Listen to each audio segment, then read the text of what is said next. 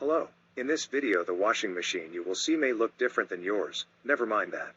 If you have 6 cycle lights in a row under the control knob, then this repair guide will work for your washer as well.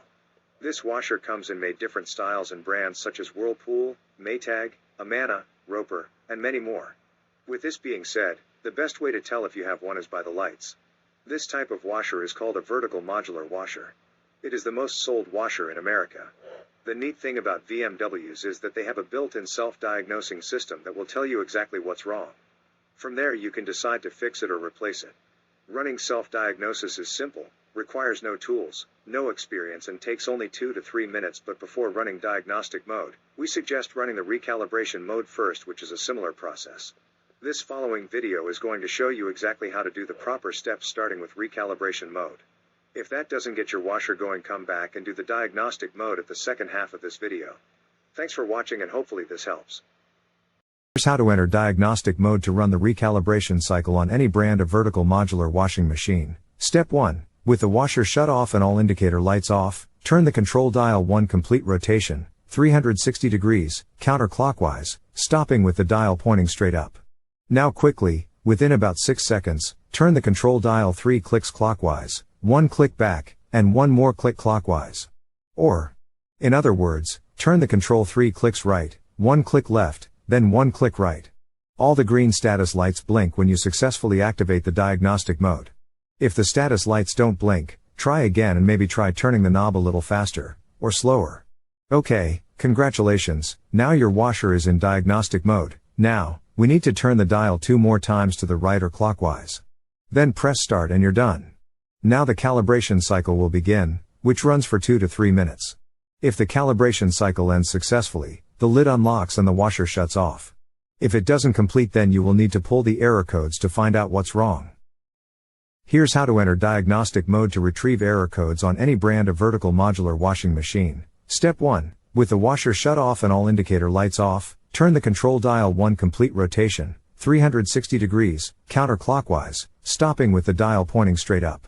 Now quickly, within about 6 seconds, turn the control dial 3 clicks clockwise, 1 click back, and 1 more click clockwise. Or, in other words, turn the control 3 clicks right, 1 click left, then 1 click right. All the green status lights blink when you successfully activate the diagnostic mode.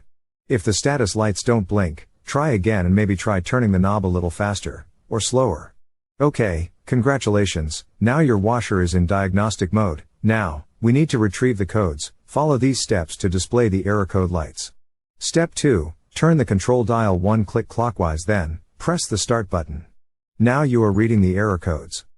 From here turn the control dial 1 click clockwise to display the first saved error code. Just the sensing light flashes if no error code was recorded. If this is happening to you but there is still an issue, then you will need to watch our other video. The control displays up to 4 error codes. Step 3. Read the error codes. Error codes for the VMW washers have 2 parts. The first is the letter F, followed by a number, and the second is the letter E, followed by a number as well. Which lights are illuminated indicate the numbers. The sensing light on indicates the letter F. The sensing light off indicates E.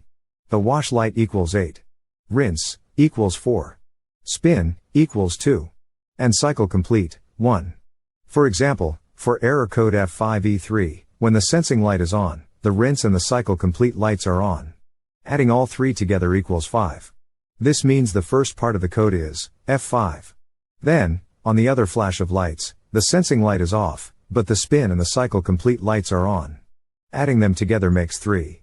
The second part of the code would be E3. That's 1 code. The same error code flashes repeatedly, until you turn the dial 1 click clockwise, to show the next error code. Turn the dial again and see if you have any other codes. If there is no more codes, then you're done. To exit diagnostic mode, turn the washer off.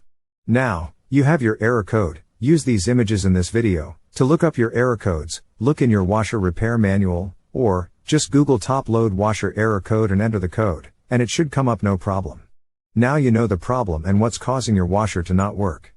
Now it's time to find the parts needed fast and cheap. Watch our next video for the quick tutorial on how to do this.